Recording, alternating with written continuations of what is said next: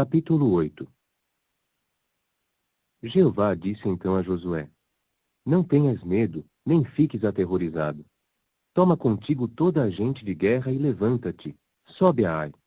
Vê, eu te entreguei na mão o rei de Ai e seu povo, e sua cidade, e sua terra. E tens de fazer com Ai e seu rei, assim como fizeste com Jericó e seu rei. Somente que podeis saquear para vós seu despojo, e seus animais domésticos. Põe uma emboscada tua contra a cidade, por detrás dela. Por conseguinte, Josué e toda a gente de guerra se levantou para subir a Ai. E Josué passou a escolher 30.000 homens, valentes e poderosos, e a despachá-los de noite. E foi ordenar-lhes, dizendo: Vede, estais de emboscada contra a cidade por detrás da cidade. Não vos afasteis muito da cidade, e todos vós tendes de manter-vos de prontidão. Quanto a mim e todo o povo que está comigo, nos chegaremos à cidade. E tem de acontecer que, caso venham para fora ao nosso encontro, como da primeira vez, então teremos de fugir diante deles. E eles têm de vir no nosso encalço até que os tenhamos afastado da cidade, pois dirão: Estão fugindo diante de nós como no princípio, e teremos de fugir diante deles. Então é que vós vos levantareis da emboscada e tereis de tomar posse da cidade. E Jeová, vosso Deus, certamente a entregará na vossa mão. E tem de suceder que, assim que tiverdes capturado a cidade, deveis pôr fogo à cidade. Deveis fazer segundo a palavra de Jeová. Vede, eu vos dei ordem. Depois Josué os enviou e eles marcharam até o lugar da emboscada, e ficaram entre Betel e Ai, ao oeste de Ai, enquanto Josué pousou aquela noite no meio do povo. Josué se levantou então de manhã cedo e passou o povo em revista, e subiu a Ai, ele e os anciãos de Israel, na frente do povo. E subiu toda a gente de guerra que estava com ele, para se aproximarem e ficarem na frente da cidade, e foram acampar-se ao norte de Ai, estando o vale entre eles e Ai. No ínterim, ele tomou cerca de 5.000 homens e os pôs de emboscada entre Betel e Ai, ao oeste da cidade. O povo armou, pois, o acampamento principal, que ficava ao norte da cidade, e a retaguarda extrema dele, que ficava ao oeste da cidade. E Josué passou a ir durante aquela noite até o meio da baixada. E sucedeu que, assim que o rei de Ai viu isso, então os homens da cidade se apressaram e se levantaram cedo, e saíram para se encontrar com Israel em batalha, ele e todo o seu povo, no tempo designado, diante da planície desértica. Quanto a ele, não sabia que havia uma emboscada contra ele por detrás da cidade.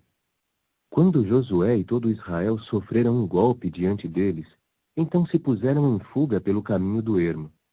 Em vista disso, todo o povo que havia na cidade foi convocado para ir no encalço deles, e foram no encalço de Josué e assim foram afastados da cidade.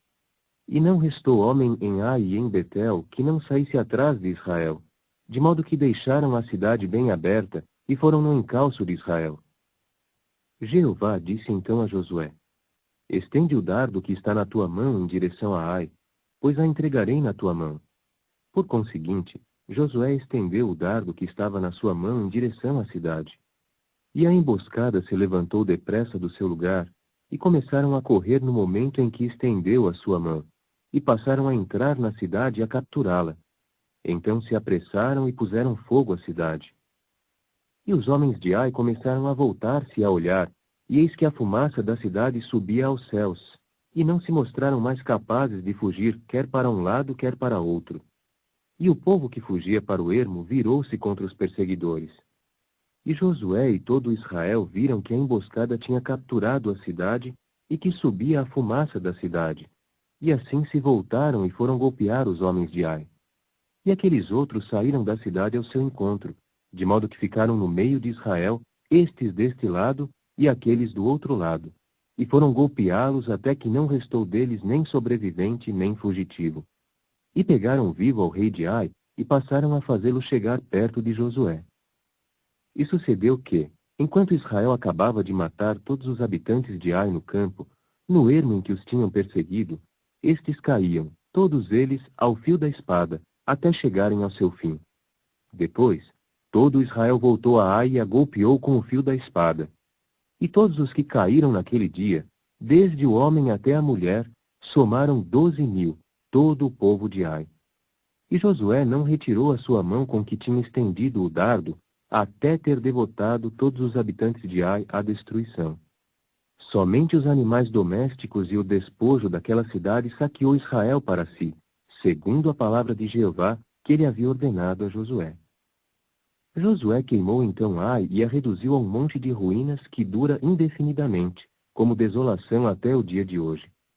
E ao rei de Ai pendurou num madeiro até o anoitecer.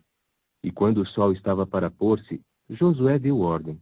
E então tiraram seu cadáver do madeiro e o lançaram à entrada do portão da cidade e ergueram sobre ele um grande montão de pedras até o dia de hoje.